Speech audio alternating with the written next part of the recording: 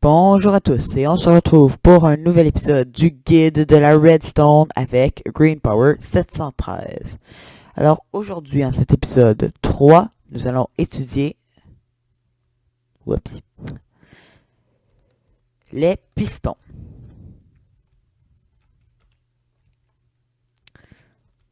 Donc juste avant, on m'a conseillé de descendre mon son, ce que je vais faire immédiatement. Voilà. Et donc maintenant, on peut commencer. Donc, première chose, comment craft-t-on un piston? Donc, en premier lieu, voici donc le craft du piston. Donc, 3 planches de bois plus 4 cobblestone plus un fer plus une redstone égale un piston. Un piston avec une slime ball égale un piston collant.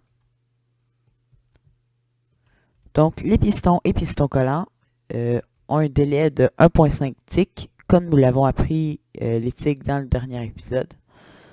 Donc, c'est un peu plus lent qu'un répéteur au premier cran, mais un peu plus vite qu'un répéteur au deuxième cran. Désolé si j'ai fait une petite pause, j'ai cru que j'avais fait une erreur. Alors, juste pour aller un tout petit peu, Zen n'est pas encore ici. Malheureusement, il n'était pas disponible pour le tournage. Donc, voici les deux pistons. Des côtés, il n'y a aucun moyen de le savoir rapidement, c'est lequel est lequel. Mais rapidement, la différence entre les deux. Le piston normal ne ramène pas le bloc, tandis que le piston collant, oui. À savoir, un piston a une limite. Donc là, vous voyez, c'est 12 blocs. Le piston peut le pousser sans problème. Mais lorsqu'on en met un 13e, ça ne fonctionne pas.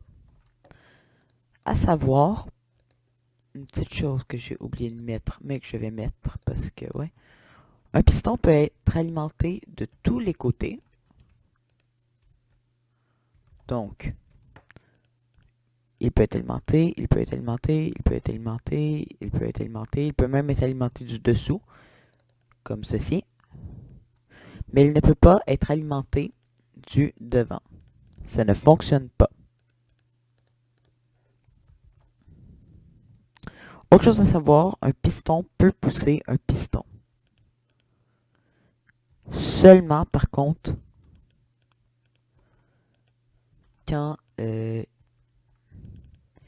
il est non étendu.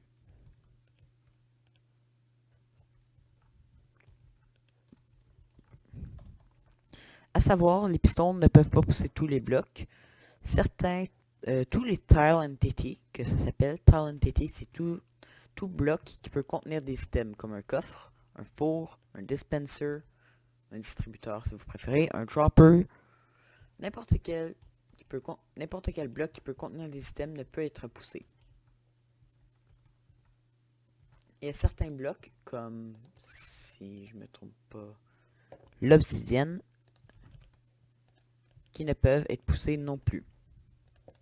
Et il y a aussi certains blocs, comme la citrouille, qui se cassent en étant poussés par un piston.